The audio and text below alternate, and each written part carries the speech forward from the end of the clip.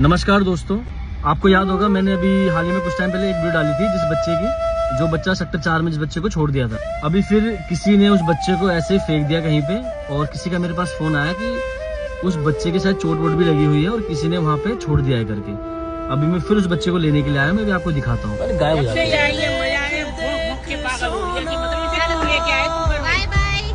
Bye bye.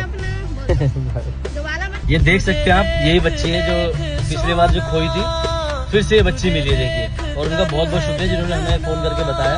अब इस बच्चे को हम लेके जा रहे हैं, देख रहे हैं। पता नहीं बार बार खो जाती है, बार बार खो जाती है, बार बार खो जाती है। चलो जिया धड़क धड़क, जिया धड़क धड़क, जिया धड़क धड़क जाए, जिया धड़क धड़क। हाँ, अब तो खुश हो गए अपने घर आके। धड़क जिया धड़क धड़क जाए तुझे।